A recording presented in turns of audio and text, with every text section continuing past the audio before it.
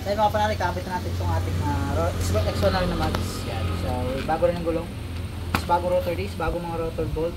Yan. Gamitin natin siya ng GR5. Gastos na naman mga panalo. Let's go.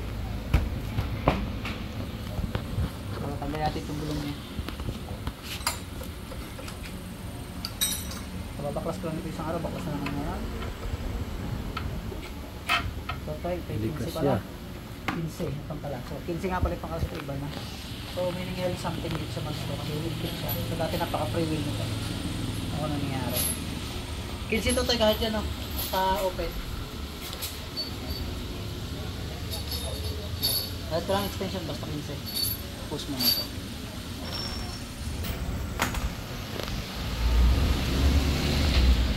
Red-lock din natin ito mga toto. Tigas yun. Sipot na tayo.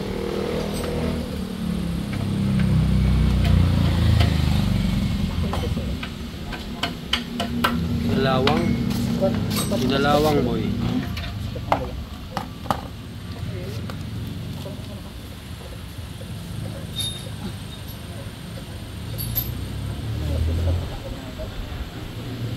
Alright, ito yung mags natin mga boss.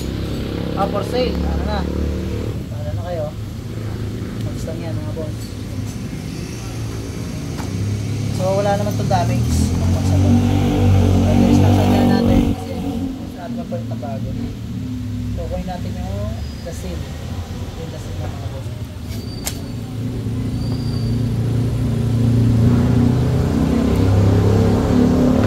Ito nga palang rotor disc ito ay 267 mm. So papalitan natin siya ng 298. Ayan na.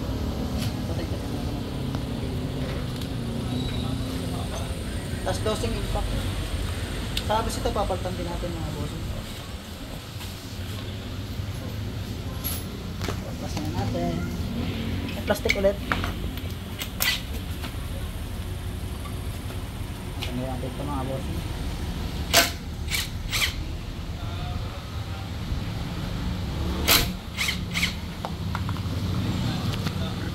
Magpapalit tayo ng bracket mga panalo.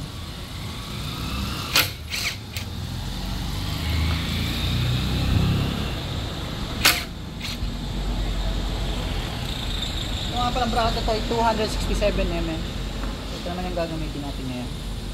298 mm. So yan, mas mahaba ito. So tayo pa yung thread locker. Yan. Wala natin thread lock mga boss. Kunti lang naman. Ay puti. Gayaw. Pagdami ata. So, para hindi siya malaglag mga boss. Para hindi kung saan mapunta. Kapag nagpalit din naman malaki rotor disc, kailangan nyo magpalit ng bracket. Yun yung kanyang tinatawag na caliper bracket. So gumamit tayo ng 298 mm na bracket.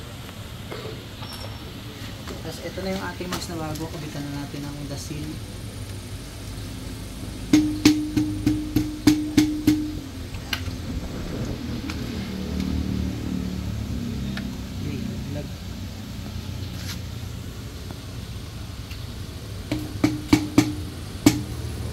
Kabitan natin yung kanyang spacer sa gulong. Dalawa yung mga bossing. Okay, kabitan natin ito. Kaya nalang nakalito na ito. Kabila daw. Ito sa kabila ito.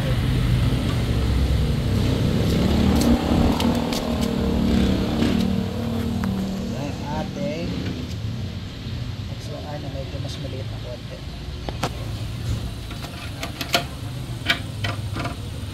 So ito, medyo yata tumama siya mga bossing. Tumatama yung rotor disc dito sa caliper bracket.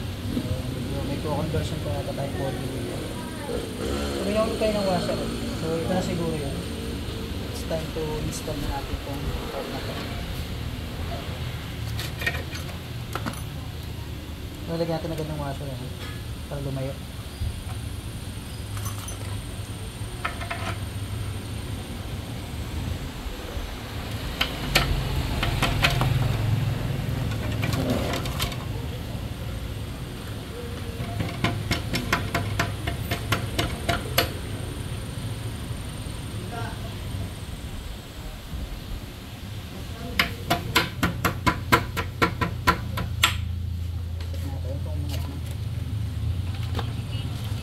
Dikit pa rin mga bossing, medyo naka-walkout to. So gagawin natin ang paraan yan mamaya.